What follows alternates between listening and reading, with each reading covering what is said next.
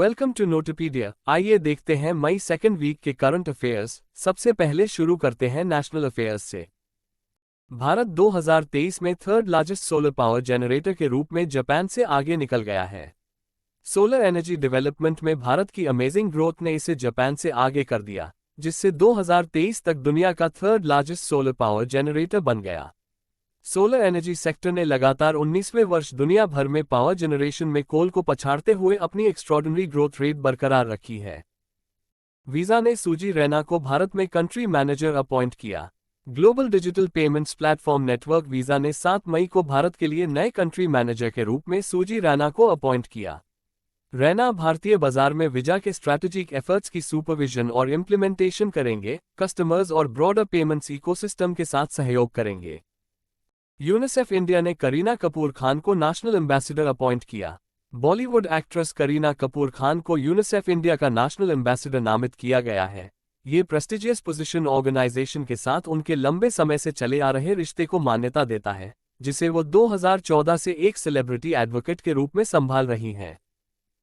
CDSCO export के लिए नए ड्रग्स के मैन्युफैक्चरिंग लाइसेंस जारी करने के लिए सोल अथॉरिटी बन गया है। भारत में मैन्युफैक्चर्ड ड्रग्स की दुनिया भर में इन्वेस्टिगेशन इंक्रीज के मद्देनजर central drug standard control organisation ने स्टेट गवर्नमेंट से पावर स्नैच करते हुए एक्सपोर्ट्स के लिए नए ड्रग्स के मैन्युफैक्चरिंग लाइसेंस प्रदान करने के लिए एकमात्र अथॉरिटी के रूप में कार्यभार संभाला है। चलिए अब बढ़ते हैं इंटरनेशनल अफेयर्स की ओर।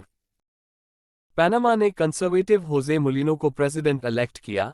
एक कंजर्वेटिव कैंडिडेट और former public security minister Jose Raul Mulino को 5 मई 2024 को पनामा के प्रेसिडेंट इलेक्शन का विनर डिक्लेयर किया गया। उन्होंने 34% वोट्स अर्न किए।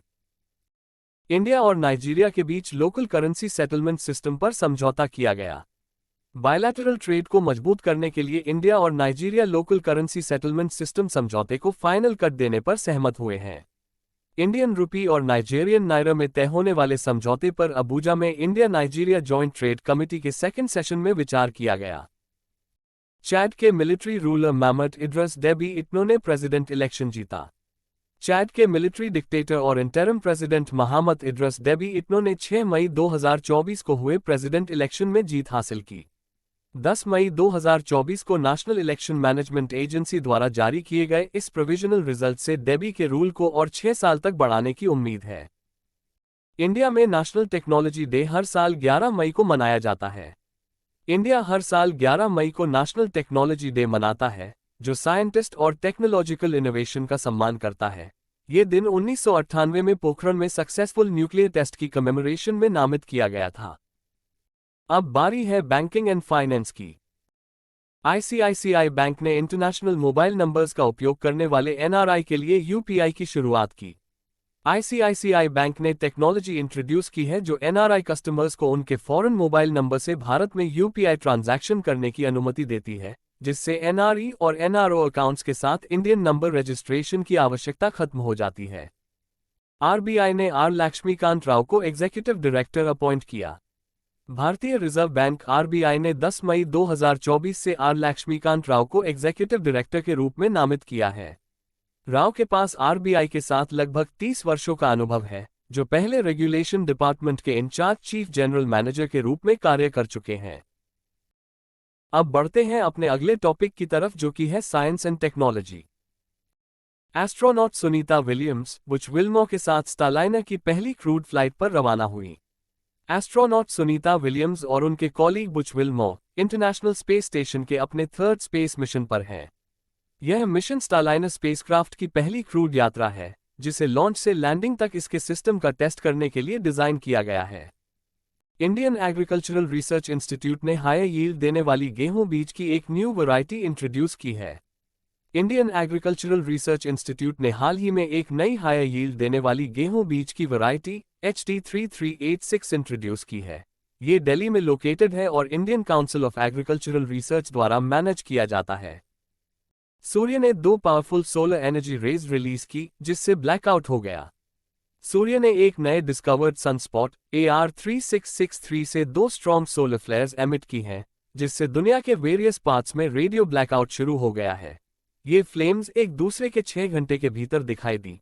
जो सूर्य के 11 साल के मैग्नेटिक सर्कल के हिस्से के रूप में सोलर एक्टिविटी में इंक्रीज का संकेत देती हैं, जिसमें पोल रिवर्सल भी शामिल है। साइंटिस्ट्स ने all in one brand corona virus vaccine develop की है। कोविड-19 पैंडेमिक के मद्देनजर रिसर्चर्स ने वैक्सीनेशन की इंपॉर्टेंट नीड को पहचाना, जो न केवल एक बल्कि पॉसिबली कई कोरोना वायरस स्ट्रेन से डिफेंड कर सकता है। इसरो ने लिक्विड ऑक्सीजन केरोसिन का उपयोग करके सेमी क्रायोजेनिक इंजन डेवलप किया। इसरो एलपीएससी के माध्यम से सेमी क्रायोजेनिक प्रोपल्शन सिस्टम बना रहा है, जो एलओएक्स और kerosene powered 2000 kilonewton thrust semi cryogenic engine का उपयोग करेगी। यह LVM-3 और भविष्य के लॉन्च व्हीकल्स की पेलोड कैपेसिटी बढ़ाएगी। अरुणाचल प्रदेश में कैटफिश की नई स्पीशीज गैलेप्टोथोरैक्स पुनिब्राटाई की खोज की गई। फिश जेनेटिक रिसोर्सेज के लिए भारत के लीडिंग इंस्टीट्यूट ICAR&BFGR ने ब्रह्मपुत्र रिवर ड्रेनेज सिस्टम की तंग स्ट्रीम में कैटफिश की एक नई स्पीशीज गैलेप्टोथोरैक्स पुनिब्राटाई की खोज की है। इसका नाम ICAR&BFGR के फाउंडर डायरेक्टर डॉक्टर पुण्यबर्ता दास के सम्मान में रखा गया था। चलिए अब देखते हैं स्पोर्ट्स सेक्शन। युजवेंद्र चाहल 350 T20 विकेट्स तक पहुंचने वाले पहले इंडियन बॉलर बने। राजस्थान रॉयल्स के स्किल्ड लेग स्पिनर युजवेंद्र चाहल T20 क्रिकेट हिस्ट्री में अपनी छाप छोड़ते जा रहे हैं।